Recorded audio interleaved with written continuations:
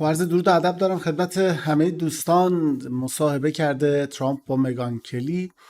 مصاحبه 1 ساعت خورده زمان. خیلی سوالای خوبی پرسیده، به جرئت میتونم بگم سوالش از سوالای تاکر کارسون هم خیلی بهتر و دقیق تر بوده. امیدوارم که ببینید بپسندید. من فکر کنم نکته خیلی جالبی داخلش داشته باشه.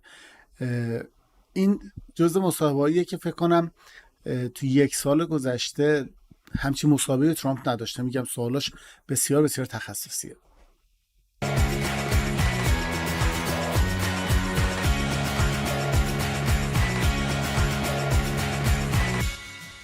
بله، درود بر شما. اینجا اخبار خاموش فراد متقیم. در این کانال سعی میکنم چیزایی برای شما بیارم که معمولا جای دیگه پوشش نمیدن. ممنون میشم اگر سابسکرایب کنید، لطف میکنید اگر لایک بزنید و ممنون میشم در فضای مجازی با دوستاتون به اشتراک بگذارید. امروز روز بسیار خاصی بود.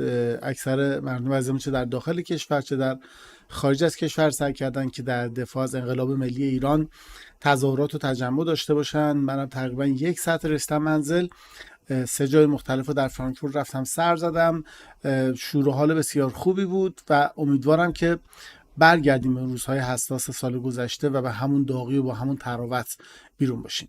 اما بریم سراغ مصاحبه که نمیدونم تا کیش رو بتونم در خدمتون باشم، چون عادتا وقتی کامنت میذاریم روش ترجمه میکنیم یه مقدار زمانش بیشتر میشه. توضیح هم بدم، بعضی از دوستان میگن آقا چرا کامنت میذاری؟ اصلا اگه کامنت نذارم کپی رایت میخوره. یعنی اینو بگم یکی از دلایلی که بینش گهگداری صحبت میکنم یا تصویر خودم میارم و غیره، برای اینکه دچار مشکل کپی رایت نشیم با هم دیگه. سعی میکنم اونقدر ریز و جز به جز این ویدیو رو ترجمه نکنم که بتونم مقدار بیشترش رو در خدمتتون باشم. بریم سراغ ترامپ و خانم مگان کلی. Mr. President, thank you so much for doing this. Well, thank you. All right, so let's start with the impeachment news. Yesterday, House Speaker Kevin McCarthy said that the House is going to begin an impeachment inquiry into President Biden. I know you were supportive of it. Some people believe this could do for him with Democrats what the indictments did for you with Republicans, rally support around him. Do you think there's any risk of that? بعد سلام علیکم غیره میگه رد شما میدونید که دیروز کوین مکارتی بحث تحقیق استیضاح در رابطه با بایدن مطرح کردش. میدونم که شما ازش حمایت میکنید، ولی خیلی معتقدن همونطور که این که فرخواستایی که دموکرات‌ها بر علیه شما نوشتن باعث شد که دور شما یک حلقه‌ای تشکیل بشه و یه عده آدم بیان به حمایت از شما تظاهرات کنن و به حال جمع شن دور شما. ممکن همین اتفاق برای بایدن هم بیفته، یعنی دموکرات‌ها بیان دور و برشو بگیرن ساپورت کنن، یه مقدار انسجامشون بهتر بشه. آیا فکر نمی‌کنید یه همچین ریسکی ممکنه وجود بیاد؟ Look, he's a horrible president. Our country is going to hell. Whether it's impeachment or not impeachment, this man is destroying our country at the border. He's destroying it economically. Inflation's way up now. You see what happened just today. That's up to them if they want to do impeachment or impeachment inquiry. I never had an inquiry. اینجاشو بگم، میگه حالا دیگه با خودش نمیخوان چیکار بکنن، با استیضاح بی استیضاح داره کشور رو تقریبا نابود میکنه، داره داغون میکنه اقتصادش و همه چیزشو. نگاه کنید ببینید که فقط همین امروز چه اتفاقاتی واسه تورم افتاده.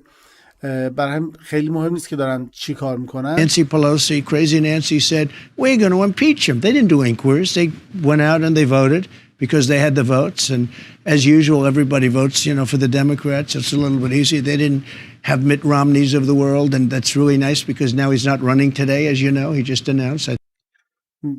یه صحبتی هم میکنم میگه در مورد من، یعنی موقعی که خودش اومدن ترامپ اومدن به حال استیضاح کنم، میگه از این تحقیقات و اینا نبود دیگه، به خاطر اینکه دموکرات‌ها همه با هم رأی دادن و مستقیم رفتن سر استیضاح. میگه خوشبختانه موقع میت رامنی یعنی دموکرات‌ها میت رامنی نداشتن که خیانت بکنه. میت رامنی بانک جمهوری خواه بود، بله ترامپ رأی داد دیگه. میگه بازم خوشحال شدم شنیدم میت رامنی قرار نیست بعد دوباره در انتخابات شرکت کنه. به تازه اعلام کرده.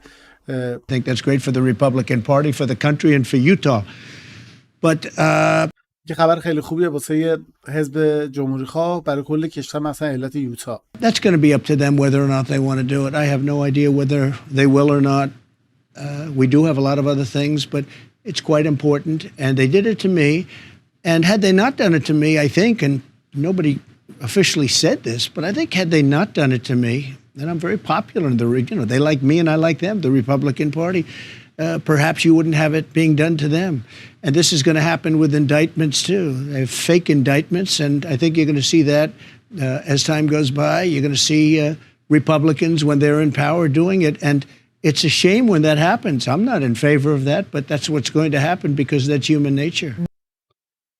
بله، من تلویحی بگم خدمتتون، میگه من نمیدونم انجام بدن یا ندن، خودشون میدونن، ولی مسیر بسیار بد و سخت توی رفتن. در مورد منم این کار رو انجام دادن. دوست ندارم بگم که وقتی ما جمهوری خواه به قدرت رسیدیم قطعا میام مثلا همین کیف خواستایی که اینا علیه من دادن و ما هم میایم میدیم، یا ما هم شروع میکنیم به استیضاح کردن و غیره. ولی متاسفانه طبیعت انسان سعی میکنه که همیشه تلافی کنه و ممکنه اتفاق انجام بشه. Would you do it if you became president again? Turn the indictment tables? شما این کار انجام بدید اگه رئیس جمهور بشید؟ شما یه میز کیف خواست درست میکنید که شروع کنید کیف خواست صادر کردن؟ I would think about it differently. I would have never even thought of doing it, but now you certainly have to think about it differently. قطعا در موردش متفاوت فکر میکنم. هیچ موقع فکر نمی‌کردم چی کاری انجام بدم، ولی الان قطعا میدونید که باید یه جور دیگه در موردش فکر کرد. It doesn't mean I do it because I think it's so bad for the country. Yesterday, President Putin of Russia used this as an example of what a rotten country we are, that they go after their political opponent. And other countries are doing that too. Other countries that don't like us are doing that. They're saying it's a bigger story. قطعا دوست داشتم یه همچین کاری انجام بدم و الان معنیش این نیستش که قطعا انجام میدم، به خاطر اینکه واقعا برای کشور بده. دیروز پرزیدنت پوتین تو روسیه سعی کرد وقتی می‌خواست یه مثال از کشور داغون و فاسد بزنه از کشور ما اسم برد. گفت اینا میافتن دنبال دستگیر کردن رقیب سیاسیشون، یا خیلی از کشورهای دیگه اونا که با ما خوب نیستن اینو به عنوان مثال دارن استفاده میکنن. الان دارن میگن که یه داستان خیلی بزرگیه، شاید بزرگترین داستان موجوده. They love it because it makes us look very bad. It makes us look very bad, and they're fake indictments. There's Fannie Willis and all of these. These are all fake indictments, and I don't know how much my polls have gone. I was doing well before this, but I don't know what impact it's had on my polls, but we're way up above the Republicans and we're way up on Biden. اونا واقعا دوست دارن این موضوع، به خاطر اینکه کشور ما رو بد نشون میده و اینکه این کیف خواستای فیک و جعلی که نوشتن، این خانم فنی ویلیس و تمام این کیف خواستای فیکی که نوشته، نمیدونم واقعا چقدر تو نظرسنجی‌ها تاثیر داشته. من قبل از اینا هم نظرسنجی‌ام خیلی خوب بودش و برام نمیتونم بگم چقدر تاثیر داشته تو نظرسنجی، ولی میتونم بگم که ما بالای ریپابلیکن‌ها، یعنی تو ریپابلیکن‌ها صدر جدول بودم و با به مراتب از بایدن هم بالاتر بودم. Well, let's talk about the allegations against the Bidens for a minute, because this was something you tried to raise when you ran against Biden in 2020. I watched you at that presidential debate try to raise these very issues that now the House is investigating. بیا از این فاصله بگیریم سراغ اتهاماتی که الان دارن به بایدن میزنن. برای اینکه یادم شما توی مناظره انتخاباتی سال 2020 سعی کردی اینا رو بگی، بعضی از اینا رو اصلا گفتی.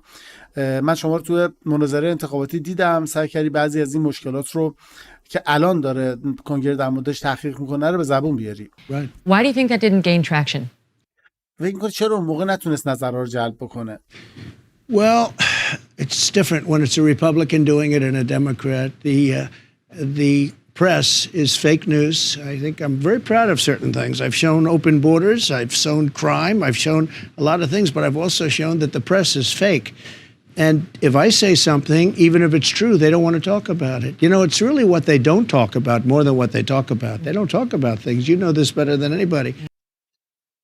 خب میدونی خیلی متفاوته وقتی یه چیزی جمهوری خواه داره میاد میگه، دارن دموکرات‌ها در موردش حرف میزنن. میدونی که رسانه‌ها همه شدن فیک نیوز. من به خیلی از کارهایی که انجام دادم افتخار میکنم. من مرزهای باز رو نشون دادم، جرم و جنایت رو نشون دادم، خیلی چیزا رو بهشون نشون دادم. هم جزو اینا این بودش که نشون دادم چقدر رسانه‌هاشون فیکه. و من فکر میکنم که وقتی من یه چیزی رو میگم حتی اگه واقعی هم باشه اون رو در موردش حرف نمیزنن. میدونی واقعا نمیخوان در مورد اون چیزایی که من در موردش حرف میزنم صحبت بکنن. اون اصلا کلا نمیخواد در مورد چیزی صحبت بکنن. تو اینو بهتر از همه میدونی. I brought it up at the debate. Chris Wallace, who tried awfully hard to be his father, but he hasn't got the talent. And what happened, Mike Wallace, who was great, who interviewed me actually in 60 minutes. He actually gave me probably the only good interview he's ever done, meaning a nice interview. He liked me and I liked him. He was a tough cookie, but he was good and a total pro. But Chris will never be that. But at the debate, he was moderating, and I said, what about the mayor of Russia's? خب اگه یاد باشه من این موضوع توی مناظره وقتی که مجری مناظره کریس فالاس بود به زبون آوردم. کریس فالاس که خیلی دوست داره شبیه باباش باشه ولی خب این کاره نیست، استعدادشو نداره. چی شد؟ مایک فالاس، اون کسی که واقعا خیلی آدم بزرگی بود، یعنی پدر کریس فالاس داره، میگه قبلا با من مصاحبه کرده و شاید یکی از بهترین مصاحبه‌های زندگیش بود تو برنامه 60 دقیقه. شاید میتونم بگم تنها کسی بود که مصاحبه خیلی درست با من انجام داد. اون همه کار کرد، واقعا یه مصاحبه عالی بود. منو خیلی دوست داشت، منم خیلی دوستش داشتم.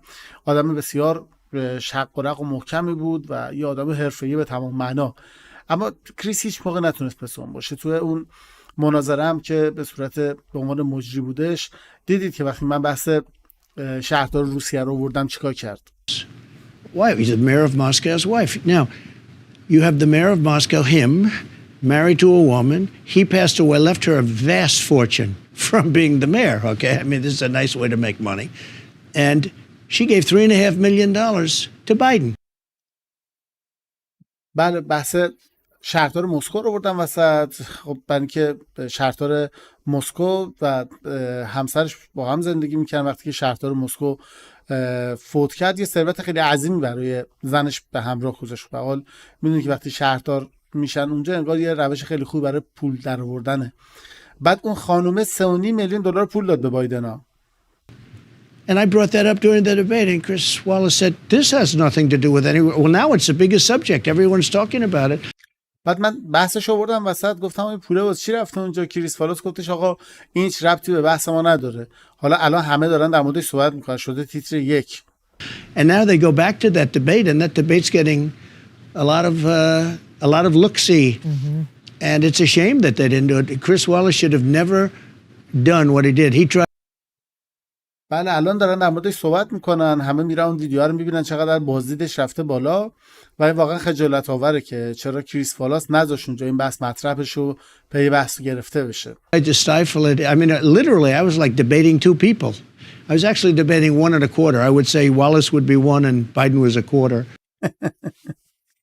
یه سعی کرد بحث عوض بکنه. من به معنای واقعی داشتم با 2 نفر مناظره میکردم. البته در حقیقت بهتر بگم یه نفر رو یه ربع، یعنی کریس فالاس میتونم 1 نفر حساب کنم، بایدن هم به اندازه 1 ربع آدم حساب میکنم. But he was just standing there. But I said, the mayor of Moscow's wife gave him $3.5 million. I want to find out why. What did he do to earn this money? Tried to raise and that. they wouldn't do that. اون همونجا وایساده بود مثل ماست. من گفتم آقا $3.5 میلیون همسر شهردار فوت شده مسکو به بایدن پول داده. من میخوام بدونم چرا. میخوام بدونم چه کاری انجام داده که شایسته گرفتن $3.5 میلیون بوده. ولی خب نذاشتن دیگه. You raised China, you tried to raise the laptop, you got shut down. شما سعی کردید بحث چین بیارید وسط، شما سعی کردید بحث لپتاپ رو بیارید وسط، ولی تو هر کدوم از اینا صدا شما رو خاموش کردن. Everything. They didn't want to discuss it on social media, got banned on Twitter, the New York Post, all those stories. اونا نذاشتن این بحث مطرح بشه تو سوشال مدیا. بحثو ممنوع کردن. تو توییتر همینطور، نیویورک پست هم تقریبا داستاناش همینجوری شد، میونی که اکانتشو بستن اونجا. Let me shift gears and ask you, now that Joe Biden's in the office, there was just a poll out, 77% of Americans say that Joe Biden at age 80 is too old to be president. Are they right? بس من یه دقیقه بحث عوض بکنم. الان در مورد جو بایدن که داریم حرف میزنیم، 77% از مردم آمریکا گفتن جو بایدن در سن 80 سالگی خیلی پیره که بخواد رئیس جمهور بشه. آیا موافقید؟ No, not for the reason of old, because I have many friends that are in their 80s. I have friends, Bernie Marcus, that are in their 90s and they're sharp as a tack. I would say just about what they used to be. نه اصلا قبول ندارم. به نظر من دلیل پیر بودن دلیل مناسبی نیست، به خاطر اینکه من خیلی از دوستایی دارم که تو 80 سالگی هستند. من دوستی دارم به نام برنی مارکوس که الان 90 سالشه ولی کاملا تیز و بز حسابیه. منظورم اینه که دقیقاً مثل همون آدمی که قبلا بودن. No, not old. He's incompetent. He's not too old. He's incompetent. نه به نظر من اصلا خیلی پیر نیست، بس اینکه کاملا بی‌کفایته. And age is interesting because some people are very sharp and some people do lose it, but you lose it at 40 and 50 also. سن چیز بسیار جالبیه، برای اینکه بعضی سنشون میره بالا اون تیز و بازی از دست میدن، بعضی مثلا سن 40-50 سالگی از دست میدن. But no, he's not too old at all. He's grossly incompetent. نه به نظر مثلا خیلی پیر نیست، بلکه به طرز وحشتناکی بیکفایته، بدون تواناییه. Some of the great, you look at some of the great world leaders, they were in their 80s and they did, I mean, Churchill, so many people, they were phenomenal in their 80s. You know, there's a great wisdom if you're not in a position like him. But if you go back 25 years, he wasn't the sharpest tack. اینم خیلی جالب بود. میگه که خب اگه نگاه کنید خیلی از رهبرای دنیا در 80 سالگیشون خیلی کارهای مهم انجام دادن. منظور مثلا چرچیل نگاه کنید، خیلی از اونها بودن که تو 80 سالگیشون دهه 80شون پدیده بودن، یه خرد خیلی بالایی داشتن و میتونستن کارهای خیلی اوکی انجام بدن. البته اگر که در جایگاه بایدن نبوده باشن. اگر شما 25 سال پیش بایدن هم نگاه کنید، اون موقع هم همچین آدم تیزوبازی نبوده. Either. Ron DeSantis has come out to say that 80-year-olds shouldn't be president, that if you're the nominee, the GOP will lose age as a cudgel to use against Joe Biden. Does he have a fair point? ران دی سانتس اومده بیرون گفت آقا 80 ساله نباید بشه رئیس جمهور و اینکه اگه شما نامزد بشید دیگه جمهوری خواهان یه چماق از دست میدن که میتونستن علیه جو بایدن استفاده کنه، بزنن سرش بگن این پیر سنش بالای نمیتونه بیاد. نظرتون چیه؟ به نظرتون بحث عادلانه‌ای داره میگه؟ Well, if he's the nominee, they'll lose because he's a lousy candidate. میگه خب اگه اونم بشه کاندید بازم میبازن به خاطر اینکه کاندید خیلی شلوولیه. So you know, I'd rather take on the age issue. من ترجیح میدم که بهم به خاطر سن گیر بدن. I feel I'm physically extremely good. I feel the same way I did 40 years ago. I mean, I feel as good as I've ever felt. Athletically, I'm just about as good as I ever was. میگه من از لحاظ فیزیکی شرایطم خیلی خوبه، دقیقاً همون حسی رو دارم که 40 سال پیش داشتم، همونقدر سلامتم، از لحاظ ورزشی هم تقریبا همون چیزی هستم که همیشه بودم. You know, do certain things. I play golf. I win club championships and I beat people that are 25 years younger than me. گلف بازی میکنم، در حالا رقابت‌های مختلف کلاب قهرمان میشم، آدمایی رو میبرم که از من 25 سال جوان‌ترن. I hit the ball just as far as I actually think I hit it a little bit further, but just at this club, this is a big club with a lot of good members, a lot of good players. تازه فکر کنم این چند وقت این توپا که دارم میزنم خیلی بیشتر از قبلم داره میره جلو و یه کلابی هستش به سری اعضای بسیار خوب، آدم‌های مشتی. Good genes, Mr. President, because you eat McDonald's. I know you love chocolate. You love the Diet Coke. How are you doing that? How? شما فکر کنم ژنت خیلی خوبه آقای رئیس جمهور، برای اینکه من میدونم شما مکدونالد میخوری، میدونم شکلات زیاد میخوری، میدونم نوشابه رژیمی میخوری، چجوری حرکت میزنی اینجوری؟ Well, it's really a parental thing much more so than I believe in the racehorse theory. به نظرم چیزی که ربط والدین داره، من به تئوری منابع یا به تئوری منبع تغذیه اعتقاد دارم. Fast horses produce fast horses, you know. I mean, it's a little bit about your parents. خب اسب‌هایی که تو مسابقه سریع هستن معمولا وقتی کره میزنن یه اسب سریع به دنیا میارن. من فکر کنم خیلی به والدین برمیگرده. Parents were very good. They lived to an old age. My father he lived old. He lived into his 90s, well into his 90s, and my mother lived quite a life. پدر و مادر منم تو سن بالا فوت کردن، تونستن تا سن بالا خوب زندگی بکنن. پدرم تقریبا تو دهه 90 سالگیش بود که فوت کرد. مادرم هم یه زندگی خوبی رو انجام داد. Okay, let's talk policy, immigration in particular. As of late, recently, we've seen several Democratic lawmakers speaking out after their cities, including New York, but many others, are overrun by the influx of migrants who have come to the country illegally. They want federal money. They want President Biden to fast-track work permits for these people. They want, mostly for these migrants, to go elsewhere. خب بیا در مورد این سیاست‌های به ویژه مهاجرت صحبت کنیم. این اخیراً چیزی که مشخص شده، دیدیم که خیلی از این قانونگذارای دموکرات دارن صحبت از این میکنن که دوست دارن اینا رو از شهرهای خودشون مثلا نیویورک بیرون کنن. خیلیا میگن که دیگه اینجا اشباع شده انقدر مهاجر اومده و اینکه خب این همه غیر قانونی اومدن، این هم دارن سعی میکنن از بودجه فدرال بگیرن برای حل و فصل کردن داستان اینا. پرزیدنت بایدن هم شدیداً افتاده دنبال این که سریعا بتونن اجازه کار اینا رو بدن تا اینا بتونن برن سر کار. اکثر مردم معمولا میخوان که اینا از شهرشون برن بیرون، برن به شهر دیگه. What should be done about this problem? Well, they're going to چه اتفاقی باید در رابطه با این قضیه انجام بشه؟ have to talk up because no country or city or state is sustainable doing this. You have thousands of people. I was in New York. I saw on Madison Avenue, these magnificent shops, Madison Avenue, Fifth Avenue, the greatest. Madison Avenue, thousands and thousands of people. And they're sitting on the street. They're not even on the sidewalk because there's not enough room on the sidewalk. And you have these beautiful stores that are paying a lot of rent and they have to sell luxury merchandise and that goes to the city in form of taxes and all these other things. And they're not going to be able to stay in business. من خودم تازه نیویورک بودم، یه عالمه آدم دیدم اونجا که دیگه اصلا تو پیاده رو جا نمی‌شدن، مجبور شده بودن اومده بودن تو خیابون نشسته بودن. حالا آدرساش هم میگه فیفت اونیو و غیره، میگه مغازه‌های خیلی لاکچری که جنسای گرون قیمت میفروشن ولی الان جلو در مغازه‌شون پر شده از اینا. مغازه‌ای که به حال شهر هم خیلی میرسن دیگه، چون پول مالیات اینا برمیگرده میره تو جیب شهر. The money that's being lost in these cities, Chicago, Los Angeles. So now you have the massive crime problem and it's vast in Democrat-run cities. پول بسیار زیادی تو این شهر از دست رفته، مثل شیکاگو، لس آنجلس و غیره، و داریم میبینیم که چقدر مشکل بالا بودن جنایت و جرم و جنایت تو این شهرها زیاده و اکثر اینا هم شهرهایی هستن که توسط دموکرات‌ها دارن اداره میشن.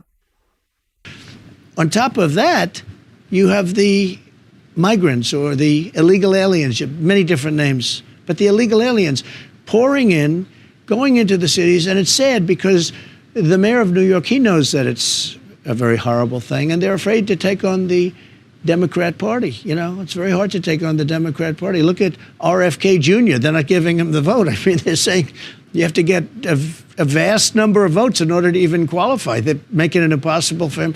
You know, they're essentially rigging the election, which they're very good at. بله، از همه اینا بدتر مشکل این مهاجراست که همینجوری سرازیر میشه، میریزه تو شهر و همونطور که میبینید شهردار نیویورک هم برگشت گفتش وضعیت بسیار بسیار وحشتناکه، ولی بازم اینا میترسن که اینو بخوان متوجه حزب دموکرات بکنن. خیلی شدیداً ترسن از اینکه بگن حزب دموکرات مقصره تو این قضیه، چون نگاه کنید به RFK جونیور چه بلایی دارن سرش میارن، حتی نمیذارن توی رأیگیری و انتخابات باشه. باید یه درصد بسیار زیادی رای به دست بیاره تازه کوالیفای بشه، دارای صلاحیت بشه که بتونه تو انتخابات باشه، که اینا تقریبا غیر ممکنه. همونطور که حالا تو برنامه قبلی خودش هم گفت و دوبله کردم 80% آرا رو باید به دست بیاره تا بزنن تو انتخابات باشه. عملا دارن انتخابات رو نابود میکنن، دارن تقلب میکنن توش، چیزی که اونو بسیار توش ماهرن. So, how do you get them out of there? Like you take over as president. What are you going to do? well, you're going to have to move them. چجوری اینا رو میتونن اینجا بیرون کنن؟ شما اگه حالا مثلا رئیس جمهور بشید چیکار میخواید بکنید در این مورد؟ Look, this is not sustainable by this country. So I think the number will be at the end of the year 15 million people. It's not going to be 3 million, 2 million. داستان خیلی وحشتناکه، به نظر مثلا قابل تحمل نیستش، کشور نمیتونه همچین تحمل کنه. این عدد تا آخر سال نزدیک 15 میلیون نفر میشه تقریبا. فکر نکنید به 3 میلیون 2 میلیون اینا ختم میشه. I think it's going to be 15 million, but the truth is we have no idea because they're pouring in. Also, they come from prisons, they come from insane asylums, they come from mental institutions, and there's vast numbers of terrorists. باز تکرار میکنه که میشه 15 میلیون، بعدم میگه یه عالم از اینا که اومدن، آدمایی که از زندان و از دیوونه خونه و روانی خونه و غیره اومدن و بخش بسیار زیادی از اینا ممکنه تروریست باشن. I saw just on one of the shows during the weekend that in 2019, that was me, we had no terrorists come in, no terrorists. They knew that they couldn't come in. We were very tough. Zero. It actually said zero, which is shocking because I'm sure a couple got in. And then I see over the last couple of years, it was large, hundreds and hundreds of terrorists coming in. But I noticed in 2019 it said 0. داشتم یه برنامه دیدم تو تلویزیون برای سال 2019 خودشون برگشتن گفتن که تو اون سالی بودش که من اونجا به حال در دفتر بیزی بودم، هیچ تروریستی، صفر تعداد تروریست تونسته وارد کشور بشه. بر من خیلی جالب بود چون من می‌دونستم حداقل یکی دو نفری اومدن داخل ولی اونا صفر اعلام کردن، ولی الان صدها و صدها تروریست مختلفن که من متوجه شدم دارن وارد کشور میشن، ولی در سال 2019 عددش صفر بود. I don't know if I even believe it myself, but it showed you that we had a tough policy. من نمیدونم خودم باورم میشه یا نه، ولی نشون میده که ما چه سیاست سفت و سختی داشتیم. And now it's hundreds and hundreds of terrorists are coming in. Thousands and thousands of prisoners and people from mental institutions are pouring into our country. الان صدها تروریست وارد دارن میشن، هزاران هزار زندانی، آدمایی که از دیوانه‌خانه و غیره مرخص شدن دارن اینجوری سرازیر میشن سمت کشور. And this is not sustainable. This is not sustainable. When you look at New York and you look at the streets and the people that can't even walk on the sidewalks, they're taking up the schools. We're going to educate people that don't speak a word of English. I mean, our students have enough problems, but they're giving them cell phones. You know the amazing thing? Everybody has a cell phone. بله الان وضعیت به شکلی شده که به هیچ عنوان قابل تحمل نیست و مردم نیویورک بدبختا دیگه حتی نمیتونن تو خیابون راه برن، مثلا که تو پیاده راهشون جا نیستش که بخوان راه برن. بعد الان دارن مدارس رو میگیرن، میخوان آدمایی رو بهشون بحث آموزششون راه بندازن که حتی یک کلمه انگلیسی بلد نیستن صحبت کنن. ما خودمون دانشجوها به اندازه کافی مشکل دارن. بعدم که به همشون دارن موبایل میدن. میدونید که خیلی عجیب و غریبه و هر نفر دارن یه موبایل میدن. I was watching yesterday and there are hundreds of people sitting on the sidewalk and these are illegal immigrants and they all have cell phones. And I say, number one, how did they get the cell phone? Number two, you have to pay your bill, right? Who pays their bill? داشتم نگاه می‌کردم دیروز میدم اینا نشستن حالا تو پیاده رو، هر کدوم دستشون یه دونه موبایله. بعد گفتم اول از همه که کی به اینا موبایل داده، دومی که وقتی موبایل دارید بعد قبضش هم پرداخت کنید. کی پول قبض موبایل اینا رو میده؟ But every one of them, they're all looking at the cell phone. They're making calls. And they just came over the border illegally. Now, we had a very strong border. We had the strongest border in history. We had the lowest numbers, the best numbers in history. And it wasn't easy. We built 500 miles of wall. We were going to build another 200 miles. It was under construction. Would have been done in 3 weeks. And they stopped it. We had a rigged election, as you probably heard, and they stopped it. They stopped this from being built. Well, they could have had it done. They could have had it done in a period of 3 weeks, and they stopped it. But regardless. بله، ولی اگر نگاه کنید متوجه میشید که نشستن اونجا دارن با موبایلشون تماس میگیرن پشت هم و از مرز رد شدن اومدن این ور یه موبایل هم جایزه گرفتن. ما مرز بسیار قوی داشتیم. ما نزدیک 500 مایل دیوار کشته بودیم، 200 مایلش فقط مونده بود، یعنی 3 هفته بعدش تموم میشد، ولی متاسفانه نذاشتن. تو انتخابات تقلب کردن که حتما شنیدی در موردش. اگر گذاشته بودن مرز بسته شده بود و دیگه اصلا مشکلاتو نداشتیم ما. I ask you about that though, because that is one thing that your critics say would have helped to keep some of these migrants out, a wall. So whatever happened with that? Because میخوام ازتون بپرسم در مورد این دیواره، به خاطر اینکه خیلی از منتقدات شما هم حتی با اینکه منتقدتونن این مطلب رو اذعان داشتن که این اتفاق باعث شده که حداقل یه تعداد زیادی از این مهاجرا رو بتونن بیرون نگه دارن. میخواستم ازتون بپرسم سر این دیواره چه بلایی اومد؟ What Border Patrol says is we only added 46 miles. So you said you're going to do 1,000. گشت مرزی میگه که ما فقط 46 مایل اضافه کردیم. شما گفتید که تقریبا 1000 مایل بوده. Border Patrol doesn't say that. Who says that are Democrats when they drive. So این گشت مرزی نمیگه، اونایی که دارن میگن دموکراتان دارن حرفو میزنن. Let me set up the numbers. You tell me why I'm wrong. Yeah, go ahead. پس من عددا رو بگم بعد شما جایی که اشتباه میکنم بگید اشتباهه. In 16 you said there was going to be a border wall up across about 1,000 miles. Yeah. 2016 شما گفتید قراره یه دیوار بزرگی بکشید که تقریبا 1000 مایله. And you I don't know if I said 1,000, but I said whatever. من نمیدونم گفتم 1000 تا نه، ولی مهم نیست، حالا بگذریم. It's 2,000 miles long, but we have rivers and we have other barriers. یه لحظه اجازه بدید. خیلی سعی کردم احترام بذارم برای یه نفر ولی لایق احترام نیستن، بعضیا حذف بشه بهتر. بله. There's 2,000 miles. You need it on 500 to 600 miles because you have rivers and desert. You have a lot of different bad So conditions. they said when منظورت که حالا شاید 2000 مایل هم باشه مرز، ولی شما به اونقدر احتیاج نداری. 500 600 مایل بیشتر لازم نیست، به خاطر اینکه بعدش دیگه اونجا صحرا دارید، یه شرایطی دارید که نمیتونه از اونجا رد شن. Barack Obama left office, we had 654 miles covered, and that you were going to get us to 1,000, and that you only added less than 50 miles of wall. Okay. خب اونا میگن وقتی باراک اوباما ریاست جمهوریش تموم شد، ما 654 مایل داشتیم که دیوار کشیده شده بود، و وقتی شما اومدین و گفتید باید هزار تا بشه، اونا میگن شما کمتر از 50 مایل رو دیوار کشیدید. Okay, ready? You go. So what they say is that if there's a board lying on the ground, a 2x4, that was there for 50 years and sitting there rotted, that was a wall. And that when I added a brand new wall that went up 30 feet and it's solid steel, concrete, and rebar, that was not a wall because that was just a renovation. این اونا چی میگن؟ بذار من الان بهت بگم. اونا میگن اگه 4 تا دونه بتون گذاشته بودن رو زمین که 50 سال اونجا نشسته بود، الانم پوسیده بود، میگن اون دیوار بوده.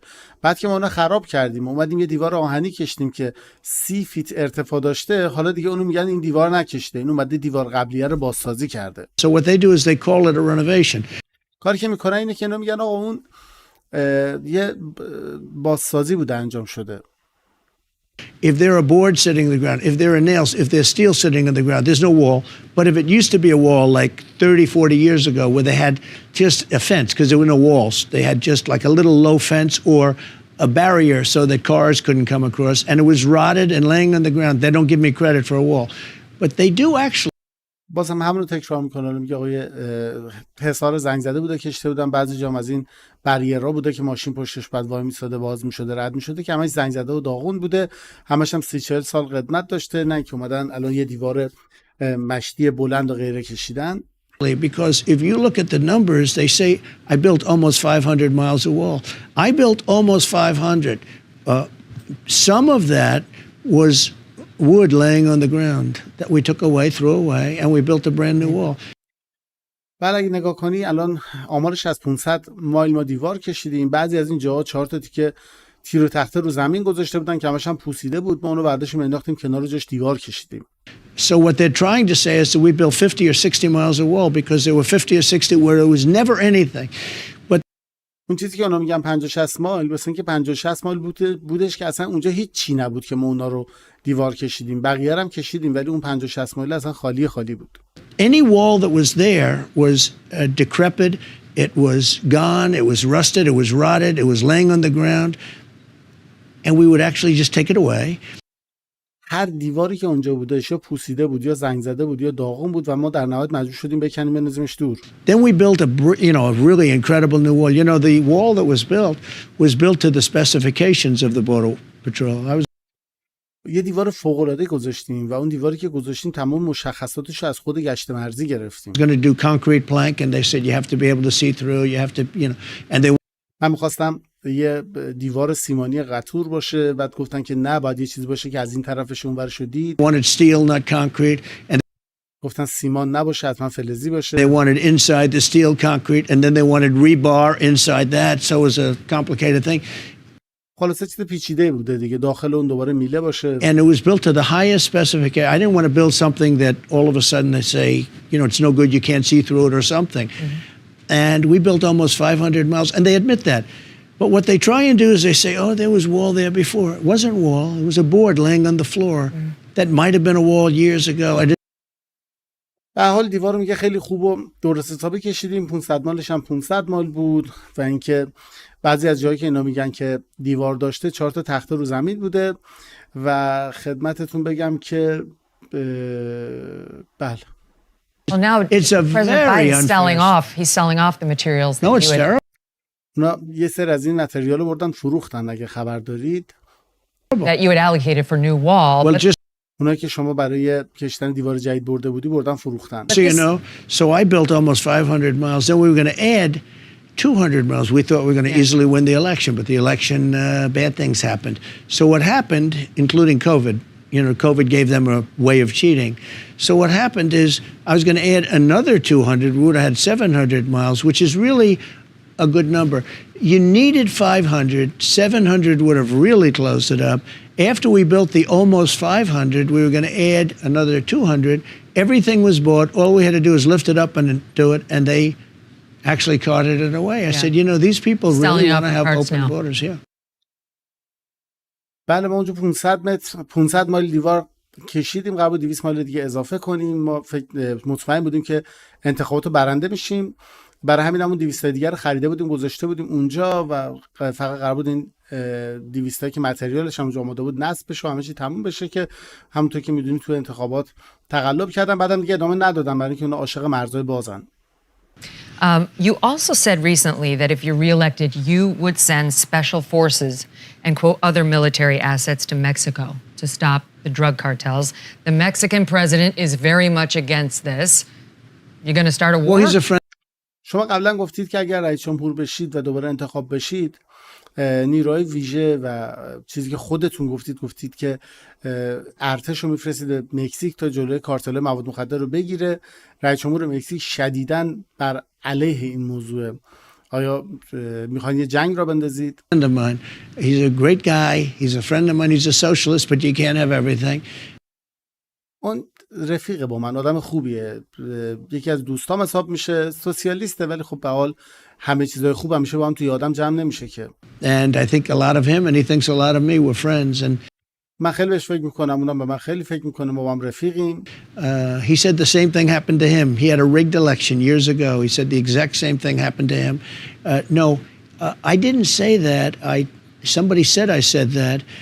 And actually it was met with great applause, if you want to know the truth. They said that I said that at a meeting. اون بنده خودم به من گفتش که چند سال قبل درگیری انتخابات متقلبانه شده بوده، دقیقاً اتفاقی که بر من افتاده. اما نه، من حرفی نزدم. یه نفر گفته که من این حرف رو زدم، ولی من این حرف رو مستقیما نزدم. تا حالا جالبش اینه که وقتی هم که گفتن که من این حرف رو زدم، اونجایی که مطرح شد از قول من نقل قول کردن، یا عالم هم تشویق گرفتن، گفتن که من اینو توی جلسه گفتم، ولی من این حرف رو نزدم. So you're not going to use it. I'm not going to say what I'm going to do. I mean, پس قرار نیست از ارتش استفاده کنید. نه بابا، میخوام چیکار کنم. I may do something. Something has to be done. Look, we're losing, I think, 300,000 people. باید یه کاری انجام بشه، درسته، ولی نه ارتش که. ببین ما تقریبا داریم 300,000 نفر آدم هر سال از دست میدیم. Let me ask you, I get it, and I cede to you that there's a serious problem that میدونم، متوجهم. من میبینم که شما میبینید که مشکل بزرگ تو این زمینه وجود داره. We're losing more money than if we were actually in a war. ما بیشتر از اون چیزی که توی جنگ هزینه بکنیم الان داریم پول میبازیم. But not money. A lot of the Republicans are saying they're going to do this. We're losing more lives. If we were in a war, we wouldn't be losing, because I believe the number is 300,000. بس فقط پول نیستش، ما الان داریم آدمای بیشتری از دست میدیم. اگه ما توی جنگ بودیم بقیه ما 300,000 نفر تا الان کشته نمیدادیم. But we can't have a war with Mexico. آره، ولی ما نمیتونیم با مکزیکو وارد جنگ بشیم. No, it's a war on cartels. Mexico's petrified of the cartels. The cartels are running Mexico. نه، ما اگر جنگ کنیم با کارتل مواد مخدر جنگ میکنیم. مکزیک داره توسط کارتل مواد مخدر اداره میشه. If we send our troops across the southern border, you know better than I do that the Mexican president, if he doesn't like it, we're in a war. میدونی که اگه ما نیرومون رو بفرستیم اون طرف مرز جنوبی، بهتر از من میدونید دیگه، اگر رئیس جمهور اونجا از این خوشش نیاد، موقع ما دیگه توی جنگیم با هم. But I'm not too worried about that war. آره میدونم، خیلی باحال ترامپ میگه آره حالا نمیخوام چیز کنم، ولی جنگی نیست که من خیلی نگرانش باشم.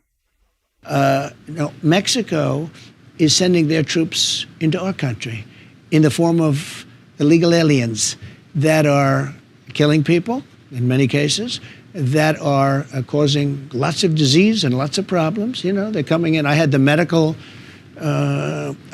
medical barrier that Biden dropped. I had every barrier you could have.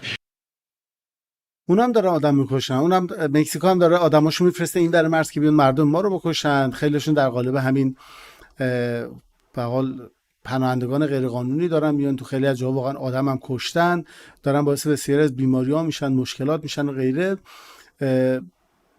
من خیلی از مشکلات در رابطه با دارو و غیره رو درمانی رو من خودم برداشتم. مشکلاتی که الان میدونم بایدن دوباره مشکلات رو به وجود آورده. من تقریبا هر مانعی که بود سعی کردم بردارم. Even the judge said, "Are you sure you want to drop this? I don't think you should drop this. This is a terrible thing." The judge actually said that. حتی قاضی برگشت مطمئنید میخواین این حالا این بحث موانع چیه؟ اینا رو نگه می‌داشتن یا آزمایش می‌گرفتن یا رو سالمه یا نه بعداً ولش می‌کردن بیاد داخل آمریکا، نه اینکه همینجوری. میگه حتی قاضی برگشت مطمئنی می‌خواین اینا رو برداری؟ یعنی واقعا می‌خواین این تستا اینا رو برداری؟ Title 42. Yeah. Title 42. به خاطر قانون شماره 42. He said, "You can't drop this." He's telling them, but it expired 6 months later. He said, "Well, if it's expired, but you don't want a ruling." The judge didn't want to do it. He said, "You're going to destroy our country if you do this." These people are destroying our country. And بله میگه اینا زدن کشور رو داغون کردن. و اینکه دوستان توضیح من اول برنامه در مورد ایران صحبت کردم. اگر که شما دیر اومدید دلیل نمیشه که بخواید الان اینجا هر چی دارید بزنید. منم مدت هاست دارم تهدید میشم. اینجوری نیست که چیز جدیدی تهدید شده باشه. و این برنامه برای اخبار آمریکاست، به خاطر اینکه اخبار ایران انقدر کانال‌های تلگرام و شبکه‌های ماهواره‌ای و غیره از صبح پخش کردن. من خودم هم تظاهرات بودم و فرصت رو نداشتم که بخوام تمام فیلم‌ها رو جمع کنم بیارم اینجا بخوام نمایش بدم. مضافاً که دیدم همه تقریبا در صحنه بودن، همه داشتن می‌دیدن. برای همین قضاوت نکنید لطفاً. اول برنامه در مورد ایران توضیح دادم. you know, it's amazing. You say why? Somebody said the vote. I said they don't need the votes. They cheat. So they don't really need the votes.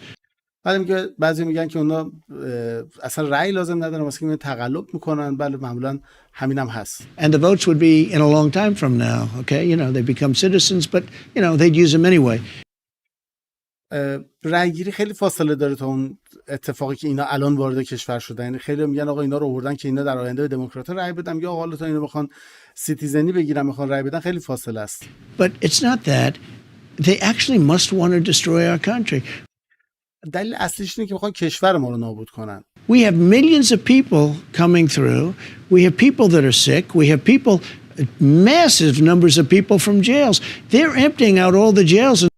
یه عالم آدم دارن میان داخل، توشون مریض هست، زندانی هست که از زندان آزاد شده. In South America. Now, they're emptying out all the jails all over the world now. They're coming in from all over the world. This week we had 129 countries represented of people pouring into our border. Yep. الان این چیزی که میگه خیلی جالب. میگه الان همه جای دنیا دارن میان. همین هفته از 129 کشور مختلف دنیا آدم داشتیم که از مرز ما وارد شده. Coming in from the north Most too. people don't know you have that many countries. خیلی از آدم اصلا نمیدونن که انقدر کشور تو دنیا وجود داره. We actually have much more than that. But we had 129 countries represented where people are coming into our country.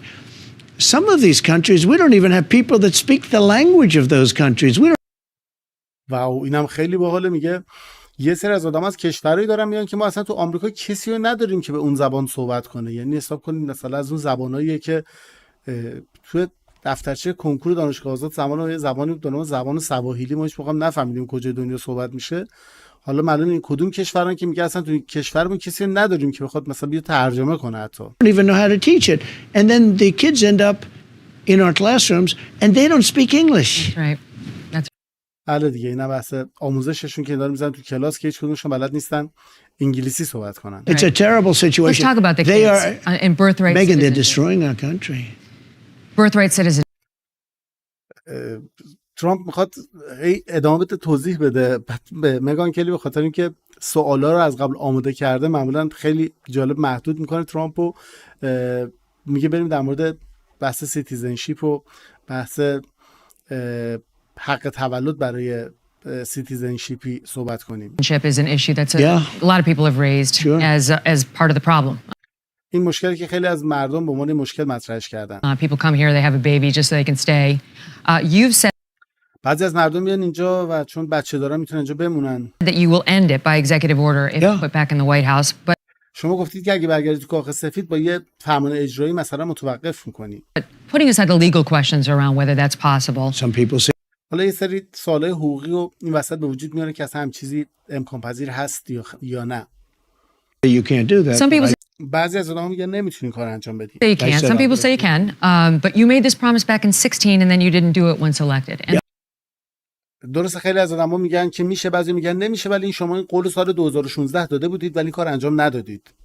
And as president, you kept saying you were going to sign an executive order on this, and you didn't. So why should people believe you now? Because یکی از سوال بسیار قشنگیه که مگان کلی پرسید. خیلی از چیزا بود که ترامپ میتونست انجام بده انجام نداده و الان داره میگه اگه بیام انجام میدم. الان یکیش همینه، میگه شما رئیس جمهور بودید همش میگفتید که همچین فرمان اجرایی انجام میدید و امضا میکنید، امضا نکردید. الان چرا مردم باید باور کنن که این سری انجام میدید؟ the lawyers didn't want me to do it because the lawyers were saying you have to go through a whole big thing all over the country. You need votes of every state and everything else. I would do it. به خاطر که تمام وکیلا میگفتن که نمیخوان من این کار انجام بدم، به خاطر اینکه میگفتن تو احتیاج داری که از همه کشور رأی داشته باشی، رأی ایالت‌های بزرگ و لازم داری این صحبت‌ها. One thing I'll say, when I look at the way Biden had just signs these executive orders on student loans and on everything, knowing that you can't do it, knowing it's going to be overturned, I'd rather get it through Congress. And we were working to get something through Congress. وقتی نگاه میکنم به فرمان اجرایی بایدن که میدونید دیگه تو گینس ثبت شد بیشترین تعداد فرمان اجرایی بود، نفر قبلیش هم اوباما بود. اگر اشتباه نکنم تو 3 روز اول 129 تا فرمان اجرایی بایدن امضا کرده بود. میگه وقتی نگاه میکنم فرمان اجرایی که بایدن امضا کرده، چیزایی امضا کرده که میدونسته شدنی نیست، مثل وام دانشجو آموزا و غیره، وام دانشجویی و غیره. میگه وقتی میبینم اینجوری میشه یا وقتی هم که امضا میکنه میره جلو و توسط یه قاضی میاد فرمان اجرایش برگردونده میشه، ترجیح میدم که این سری بیام اگه میخوام کاری بکنم از طریق کنگره جلو ببرم. الان تمام تلاشمون میکنیم که اگه کاری میخوام انجام بدیم از طریق کنگره، چون کنگره بره دیگه برنمیگرده دیگه. So crazy. Somebody comes in, if they put one foot on our land, you have to take them. They have a baby. Congratulations, the baby becomes a citizen of this country. Then they have chain migration where the baby then brings in the whole family. The whole thing is crazy. خیلی احمقانه است. یعنی یه نفر میاد یه قدم پاشو میذاره تو خاک ما، وقتی میگیرمه چون بچه داره میگه خب مبارکه بچه‌ت شد سیتیزن ایالات متحده و حالا چون بچه اونجاست میتونه یک به صورت زنجیره خانواده‌اش بیاره. بعد از چند وقت همین کل فک و فامیلشون رو همه رو برداشتن آوردن داخل. همه این داستان به نظرم بسیار احمقانه است. So the lawyers wanted to go through and the politicians wanted to go through and get this approved through Congress and actually go through the states. That's برای همینه که وکیلا الان میخوان برن از طریق حالا سیاستمدارا و اینکه از طریق کنگره بخوان تاییدیه بگیرن که بتونن این کارو تو ایالت‌ها انجام بدن. how bad it is. Birthright citizenship. A lot of people say you have to go through states, and I'm not taking an opinion because I don't want this. I don't. خیلی میگن که آقا این حق تولد برای سیتیزن شدن یه چیزی که باید در اختیار ایالت‌ها باشه. من نمیخوام الان نظر بدم در موردش. I don't want them using this in court. I happen to disagree with them, and I would have done it. I was getting ready to do it, and then COVID came in, and we had bigger problems. من واقعا نمیخوام از این موضوع تو دادگاه استفاده کنم. من با اون مخالف بودم، میخواستم این کار انجام بدم، ولی خب بعدش بحث ویروس چینی پیش اومد که مشکل بزرگتر داشتیم. But now you say you will sign an executive order. ولی الان میگی که فرمان اجرایی رو در این زمینه امضا میکنیم. I will do an executive order, yeah, 100%. بله 100% من فرمان اجرایی در این رابطه امضا میکنم. Let's talk about COVID. For years, بریم در مورد ویروس چینی صحبت کنیم. you've been saying that the reason you didn't fire Anthony Fauci was because he'd been there for a long time, that you would have taken heat, that it would have created a firestorm, quoting your words. Then for the first time in May... بریم در مورد ویروس چینی صحبت کنیم. برای سالها شما میگفتید که نمیخواستی فاوچی و آنتونی فاوچی رو اخراج کنی، برای اینکه خب قدیمی بوده، مدت زمان زیادی بوده که تو شغل بوده و کسی بوده که به حال سختی کارو کشیده بوده. اگر اخراجش میکردی ممکن بودش که یه حالا دردسری درست بشه و یه طوفانی درست بشه اون وسط، چیزی که حالا عین نقل قول خودتونه. برای اولین بار تو ماه می اینو گفتی. البته اینم گفتم که من خیلی به حرفاش گوش ندادم. But then in May you started saying, well, he's a civil servant, so I couldn't technically. به اونجا میرسیم. ولی ماه می گفتید که اون چون تقریبا یه چی میگن یه خدمتگزار مدنیه تکنیکلی من یعنی از لحاظ فنی من نمیتونم اخراجش کنم. The truth is though, not only did you not fire Fauci, who is loathed by many millions of Republicans in particular, but also some Democrats. By the way, you made him a star. You made بحث سر اینه که شما نه تنها اخراجش نکردی فاوچی که حالا توسط میلیون ها از جمهوری خواها به ویژه حالا بعضی از دموکرات‌ها مورد خشم و غیره هستش، بلکه ازش یه ستاره ساختید. him a star. This is the criticism of you. این ستاره سازی از این شخص یه انتقادی که از شما میشه. That you made him the face of the White House coronavirus. شما ایشون رو تبدیل کردید به چهره ویروس چینی کاخ سفید. You think so? That he was out at every presser, that he was running herd for the administration on COVID, and that you actually gave him a presidential commendation before you left office. Wouldn't you like a do-over on that? این یکی از اتفاقاتیه که از ترامپ خیلی سر این مسئله انتقاد میکنن و تا حدودی هم میتونم بگم حق دارن، به خاطر اینکه خب دوره ترامپ بوده که این انقدر گنده شده. میگه شما تقریبا تو هر برنامه که بودش تو کنفرانس مطبوعاتی راش میدادید، بعد صحبت میکرد در مورد ویروس چینی. کسی بودش که اون قسمت مدیریت ویروس چینی رو دادید دست شما. در حقیقت بهش لوح تقدیر ریاست جمهوری دادید قبل از اینکه ریاست جمهوری تحویل بدید. آیا اگر الان دوباره نگاه کنید برگردید عقب دوباره همین کارا رو انجام میدید؟ I don't know who gave him the commendation. I really don't know who gave him the commendation. Presidential commendation. One went out to Mark Somebody Miller, too. probably handed him a commendation. He probably. But let me just tell you about Fauci. من واقعا نمیدونم کی بهش لوح تقدیر داده. من واقعا نمیدونم. مگان میگه لوح تقدیر ریاست جمهوریه. من نمیدونم کی اونو کاندید کرده که لوح تقدیر بگیره. Fauci was very important in the Biden administration, much less important. If you know, فاوچی تو کابینه بایدن خیلی مهمتر بودش، تو کابینه ما انقدر مهم نبود. he didn't want to stop China. He wanted to let everyone come in from China. I stopped it. ببینید اون میخواست راه بده همه رو از چین بیان اینجا. من جلوش گرفتم، گفتم که پرواز از چین نیاد. overrode it. من اون چیزی که گفته بود رو رد کردم. Overrode many of the things he did. He was much less important to me. Now, with that all being said, he's been there for years. He was respected. He lost a lot of the respect because of COVID.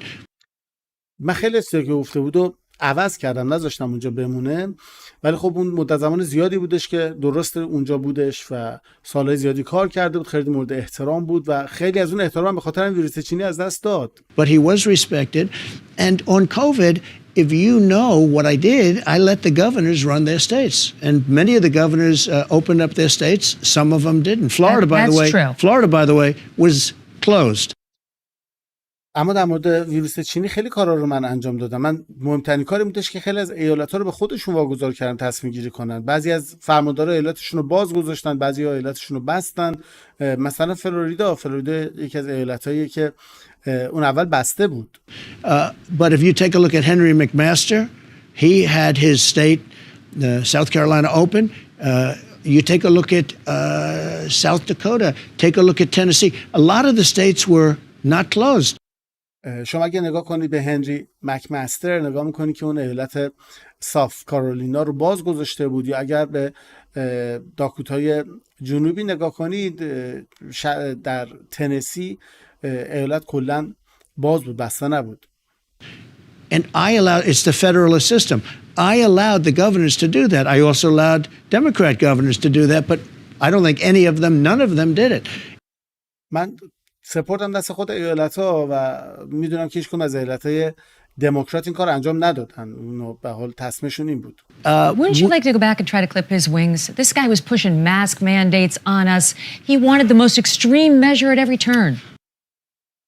اگه برگردید به عقب سعی نمی‌کنید که یه کار دیگه انجام بدید. این یارو اومد رو صورت همه ما ماسک گذاشت و بیشترین فشاری که میتونست در رابطه با حالا مقیاس این سختگیری‌های ویروس چینی رو هر سری رو ما پیاده کرد. Okay, look, I'm not one that blames a system that if you're civil service or if you have some other protection that you can't get fired, because I've done things that are a lot worse than that. You're big on من نمیخوام سرزنش کنم سیستمی که وقتی یه آدمی به عنوان خدمتگزار مدنی میاد اونجا اشتباهی انجام میده نشه اخراجش که من خودم بعضی موقع کارایی کردم که خیلی بدتر از اینم بوده. On the firing. So آره شما خیلی در زمینه اخراج کردن آدم قوی هستید. oh yeah, I fired a lot of people. I fired Comey.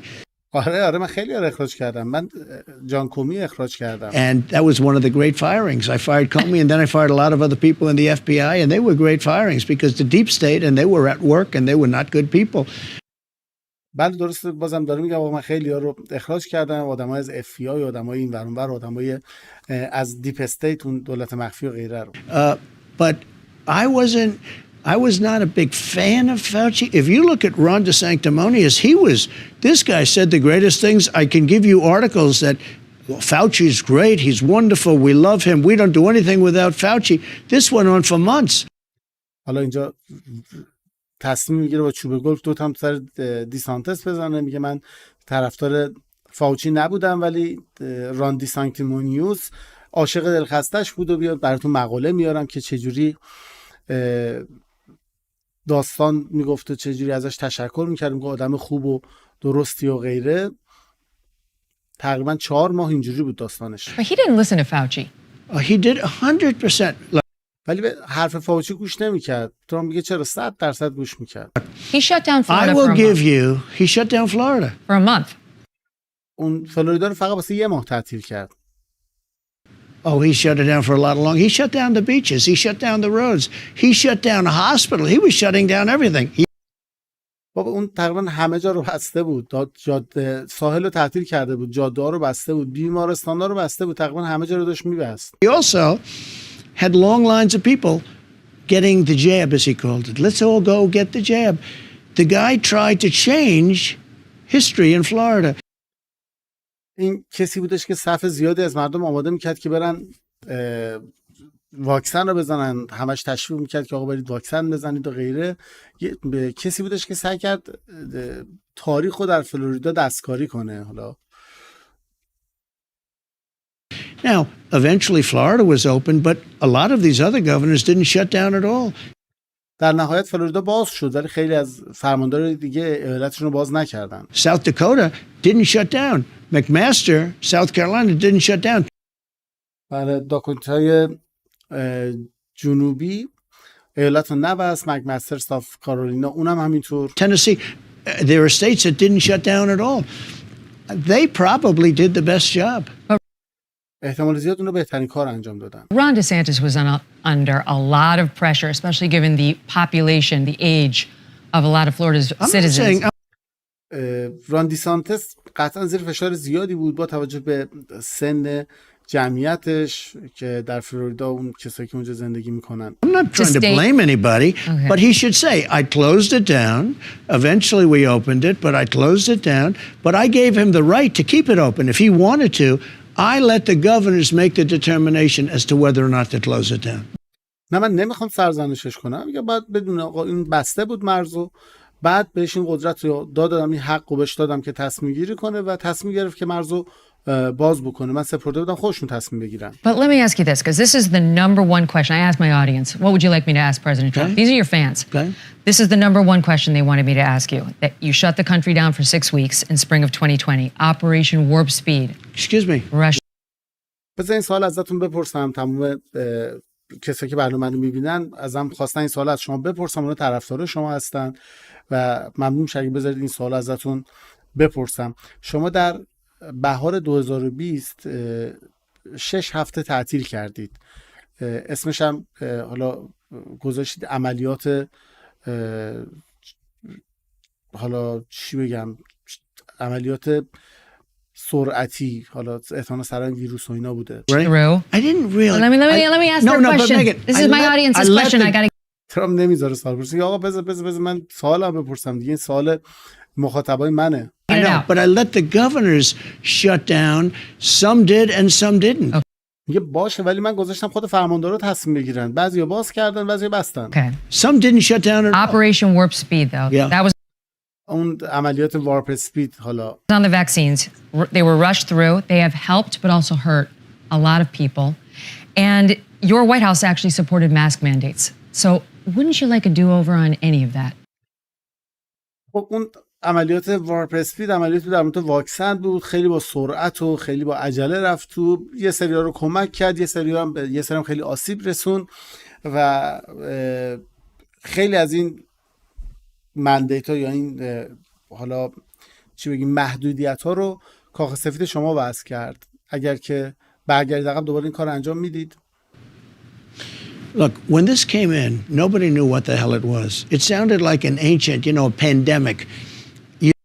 وقتی اومد هیچ کی نمی‌دونست این داستان چیه. شبیه این پاندمیای باستانی بود. I thought that was from 200 years ago or from 1917. We never thought you'd have a pandemic. Nobody had any idea.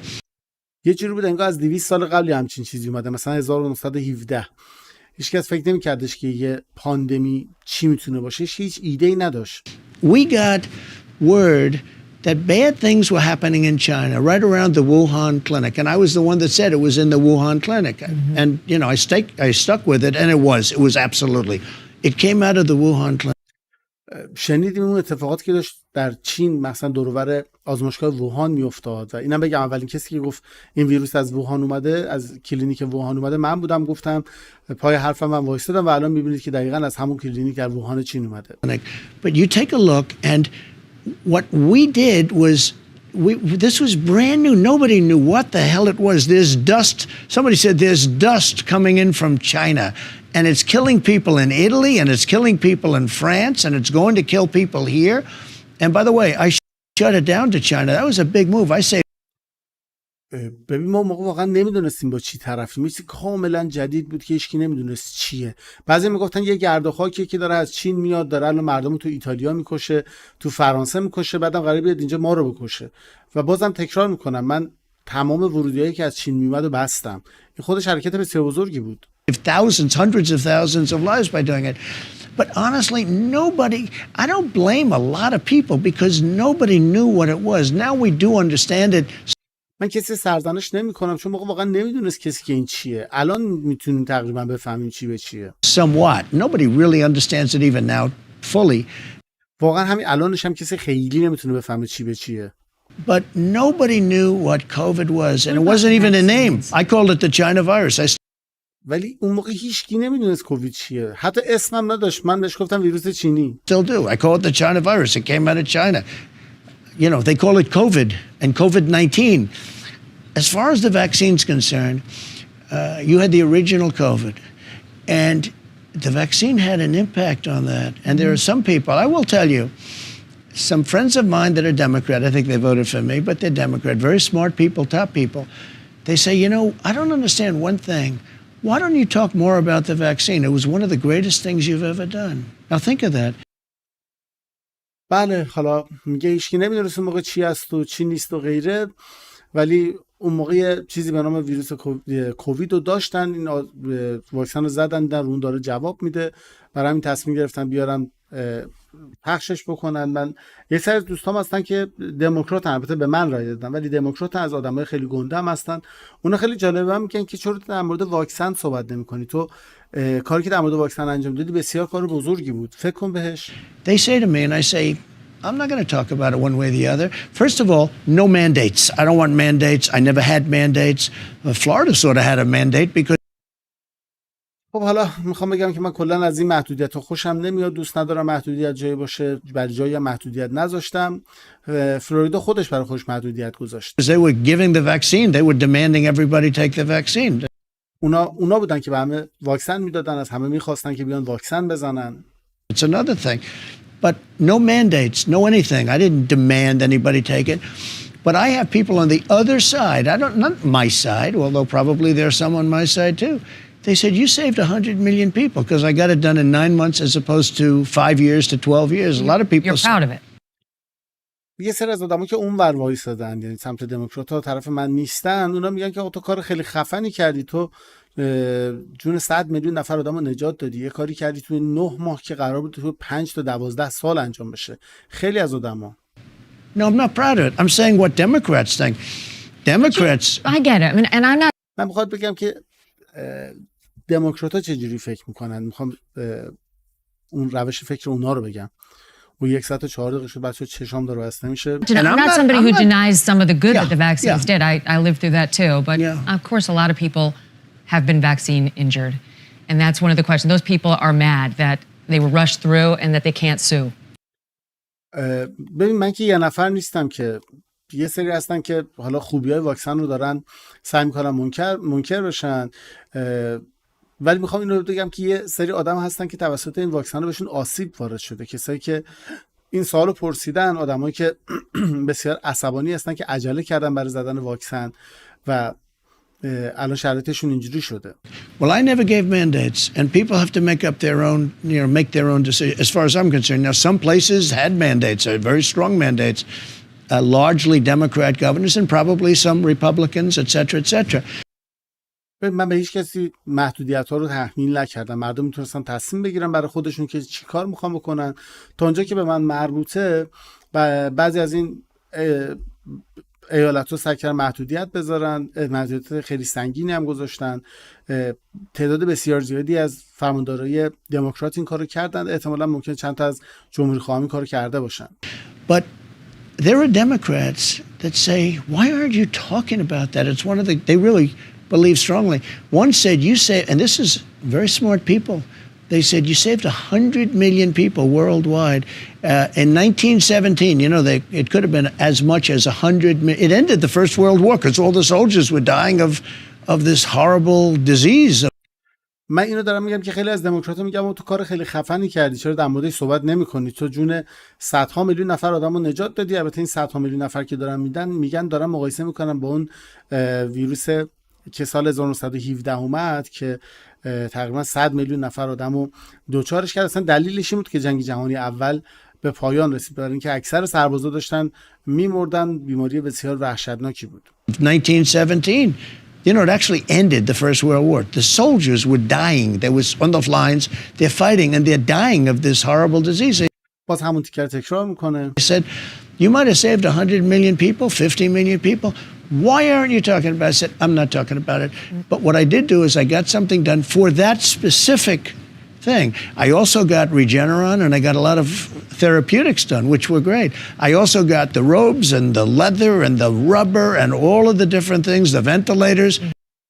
بله، حالا دوباره اون قضیه 100 میلیون نفر رو میگه تازه فقط اون نبود. من ماسک تونستم تهیه کنم، دستکش تهیه کنم و تمام ملزوماتی که حالا برای اون دوره لازم بود و تونسته ترامپ تهیه کنه.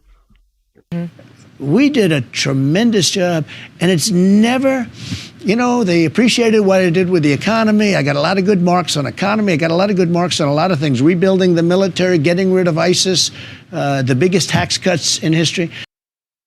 کار فوق‌العاده‌ای انجام دادم. حالا در مورد خیلی از چیزهای مختلف از من همیشه تشکر شده، مثلا در مورد اقتصاد، در مورد اون تغییرات مثبت که تو اقتصاد به وجود آوردم، در مورد تغییرات مثبت تو خیلی از چیزا، در ارتش، در مورد ریشه کن کردن داعش، حذف مالیات از درآمد مردم آمریکا. سوپریم کورت هم همینطور، دادگاه عالی. Never got, I think, the credit that I deserve on COVID. And I'll tell you the way I look at it. It came in and nobody knew it was. We have to put ourselves back then.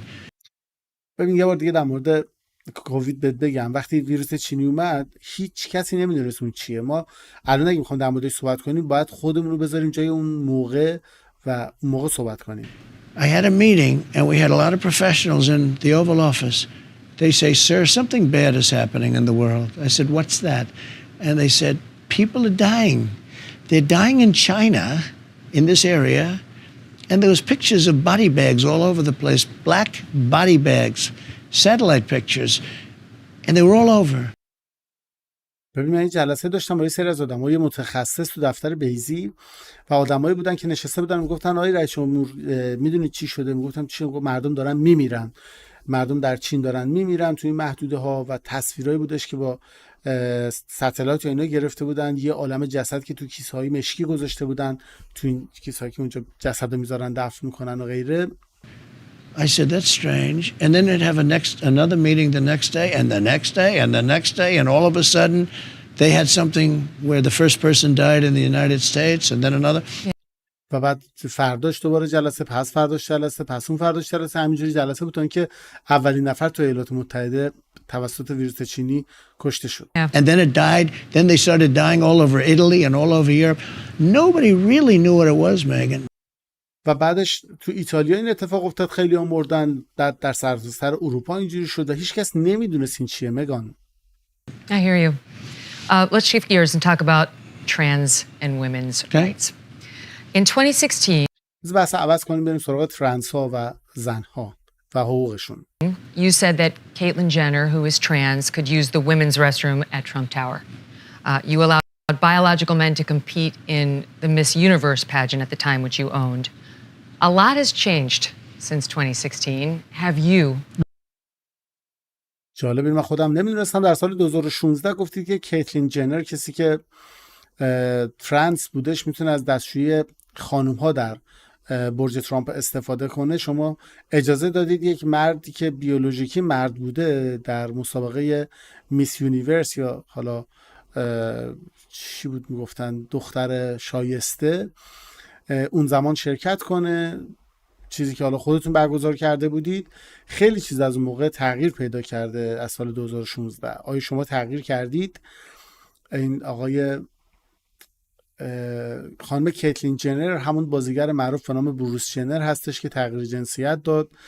در مراسم اسکار اول رونمایی شد ازش و بعدم این که الان به عنوان یک خانومه ولی ریپابلیکن دو آتیشه است. بعضی موقع برنامه دفاکس میاد. Yeah, well, I have, but look, I knew Caitlyn Jenner.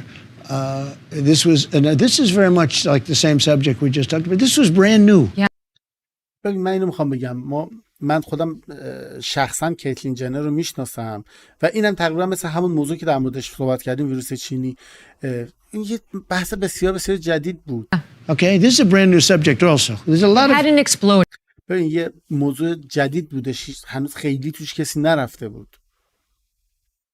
A lot of it hadn't exploded. I mean, nobody talked about it really. And so they're saying, what do you think? And people say, yes, use, no use. But I'm the one that wouldn't allow it in the military. بازم میگه این داستان جدید بوده. خیلی از آدما بودن میگفتن آقا بذاریم استفاده کنه، نذاریم استفاده کنه، ولی من اجازه ندادم این موضوع در ارتش پیاده سازی بشه. That was a big move. I wouldn't allow it in the military. And I went to generals. I say, General, let me ask you, do you like it? The real generals, not the ones you see on television, not the Millies of the world. I went to the real generals. I said, what do you think? And they did not like it. رفتم سراغ جنرال ارتش، ازشون پرسیدم که آقا دوست دارید هم چه اتفاقی تو ارتش بیفته؟ سراغ اون جنرال درست حسابی‌ها، نه اونا که تلویزیون می‌بینید مثل میلی و غیره، اونا گفتن نه دوست نداریم. They did not like it. Nobody wanted to go public with it. It's a very hard subject. هیچکی نمی‌خواست این موضوع علنی بکنه، عمومی بکنه. موضوع بسیار پیچیده بود. I ended it in the military. من تو ارتش جلوشو گرفتم که این اتفاق انجام نشه. Now, since this character got in, he's allowed it in the military. You know, part of the problem is you'd have to take massive amounts of drugs. In the military, you're not allowed to take drugs. And you have to take massive amounts of drugs. So right there... الان بایدن اجازه داده اینو بیان تو ارتش و جالبش اینه که اینا مجبورن در طول روز یه حجم بسیار زیادی دارو بخورن و شما اصلا اجازه ندارید در ارتش انقدر دارو مصرف کنید، ولی اینا اجازهشو دادن. Should not be allowed. But I took a lot of heat. No matter what you do there, you're going to take heat. من داستان رو فیصله دادم، کلی هم بهم حمله شد. البته خیلی مهم، هر کاری انجام بدم بالاخره بهم حمله میشه. But how do you Caitlyn Jenner, was she allowed? Should biological men who say that they're trans be allowed in women's restrooms, in women's locker rooms, women's prisons, women's spaces? Yeah, بذار من اینجوری بپرسم. یه آدمی که بیولوژیکی مرد بوده، کسی که الان میگه ترنسه، اجازه داره که در دستشوی زنا بره تو اتاق رختکن زنا، بره در زندان زنان و بره در فضای خانم ها. My stance on that is really pretty much what I had in the military. I think it has to be. من دقیقاً همونجا که در نظرم همونجا که در مورد ارتش اعلام کردم. No, they shouldn't. Yeah, that's my stance. I mean, that's been my stance. I may have allowed Caitlyn, right? I knew Caitlyn as Bruce. من هنوز سر جام وایسادم و در مورد کیتلین دیگه درسته؟ خب کیتلین همون بروسه. I knew Bruce, and Bruce was a great athlete and a very handsome person. من بروس رو میشناختم. بروس یه ورزشکار بسیار بزرگ بود، اگه اشتباه نکنم مدال المپیک هم داره و همچنین یه آدم بسیار خوشتیپ و خیلی خوشگل. Very handsome guy, and all of a sudden Bruce is Caitlin. یه آدم حالا خیلی خوش هیکل هم بود و بعد یهو بروس تبدیل شد به کیتلین. I said, "What's this all about?" This was a brand new subject too, just like we talk about, the pandemic was a subject that nobody knew anything about. Nobody knew anything about it. It was all early. You make a decision, and you make the decision very strongly. No, I get it. Look, حالا اون موقع بحثش کم بود دیگه. میگه که مثل ویروس چینی بود، یهو اومد هیچ کی نمیدونست چی و حالا یهو این بحث الانه که انقدر داغ شد و غیره. I myself have changed a lot on this. Yeah, I have. من مگان که میگم خودم خیلی توی موضوع عوض شدم، طرز فکرم عوض شده. 2016. I'm just trying to figure out whether you have in fact reversed on it. I don't think I've من فقط میخوام بدونم شما این تصمیم عوض میکنید، برمیگردونید یا نه. changed. I think I just, at the beginning it was such a small subject. Nobody really thought about it. فکر نمی‌کنم حالا خیلی تصمیم خاصی باشه، بخاطر اینکه اول خیلی موضوع کوچیکی بود، خیلی هم کسی در موردش صحبت نمی‌کرد. But then with time you change. Where I probably took the hardest line was on the military. Yeah. بعد به مرور زمان بزرگ شدم، فکر کنم سخت‌ترین تصمیم در مورد ارتش گرفتن در اون رابطه. That's true. What about the children? That's become an issue now. Should children be provided with access to puberty blockers and cross-sex hormones when they're minors? Yeah, حالا دیگه فکر کنم رفت یه بحثایی که این بحثا فکر می‌کنم خیلی جذابیت نداشته باشه. بحث هورمون تراپی که الان تو آمریکا مدت‌هاست متأسفانه دارن انجام میدن و بحثم سر این هستش که بچه متوجه شدم 15 ساله داره انجام میشه، بچه میره میگه سرم درد میکنه، در کنارش بهش داروهای هورمونی میدادن که جنسیتش برگرده و حالا میرسه به همین وضعیتی که الان جرم جنایت در آمریکا رفته بالا، آدمایی که تعادل هورمونی و عصبی و روانی ندارن و مشکلات شدید رو به وجود آوردن. اما خیلی ممنونم که این بخش خبری رو با من دنبال کردی. تقریبا فکر کنم نزدیک به نصف رفتیم. نمیدونم بقیه‌شو بعدم بریم با هم یا نه، چون مصاحبه دیگه هم از حضرت اومده. در کامنت بنویسید که ادامه بدیم این مصاحبه رو یا نه. اگر بود که فردا دوباره با هم دیگه میتونیم اتفاقو انجام بدیم و در خدمت شما باشیم. ممنونم از اینکه این برنامه رو بیننده بودید. امیدوارم که مورد پسندتون واقع شده باشه. اگر این گونه بوده لایک بزنید، لطف کنید در کانال سابسکرایب کنید و امیدوارم که روزی باشه که این تجمعاتی که بیرون تشکیل میدیم بتونه به داغی همون پارسال باشه، تعداد خوبی باشه، دلگرم کننده باشه و باعث بشه که مثل پارسال هر روز انقدر داغ باشه که فردا افراد بیشتری ترسشون بریزه و به این جمعیت اضافه بشن. امروز در اروپا میدونم که خیلی اتفاقات خوبی بوده. در پاریس فیلماشو دیدم که بچه‌ها فرستاده بودن. از نیوزلند سهیل عزیز برام فیلم فرستاده بود. خودم هم که فرانکفورت حداقل 3 تا تظاهرات رو شرکت داشتم. اینور خیلی گرمیم. امیدوارم که انقدر گرمتر باشیم که گرمای ما بتونه یخای داخلم آب بکنه تا مردم بیشتر در صحنه بیاره و بدونیم که این کشور آزاد شدنی نیست مگر به دست مردم نازنینمون در خارج از کشور. اینکه ما داریم چیکار میکنیم، ما هممون فقط میتونیم صدای مردم باشیم، میتونیم بازتابش رو گسترده بکنیم، ما میتونیم مردم سیاستمدارا رو نگاهاشون رو به اینجا پرت بکنیم، یعنی بهتر بگیم نگاهاشون رو به اینجا بیاریم و بتونیم فوکوس بدیم بهشون. امروز شهردار فرانکفورت هم در یکی از تظاهرات‌ها بود که حالا اونم صحبت‌های خاص خودش رو میکرد. در فرانکفورت 3 درخت کاشته شد به یاد این 500 خورده‌ای که حداقل اسمشون در اومده جزو شهدای انقلاب ملی ایران هستن. و این رو بدونیم تا زمانی که خودمون نخواهیم، تا زمانی که دوستان بستگان ما و نزدیکان ما در ایران نخوان که به این عرصه بپیوندن، همچنان ما صدا هستیم. ما تمام تلاشمون رو اینور میکنیم. ما راه دیگه ای نداریم غیر از اینکه ایرانمون رو آزاد بکنیم، ولی اون ابزار اصلی، اون کسایی که اصل کار هستن، باید پای کار باشن، مردم عزیز داخل کشور هستن، وگرنه سر ما و آستان حضرت دوست که هرچه بر سر ما می رود ارادت اوست. شب و روزگارتون خوش باشه. تا درودی دیگر بدرود و خدا نگهدار.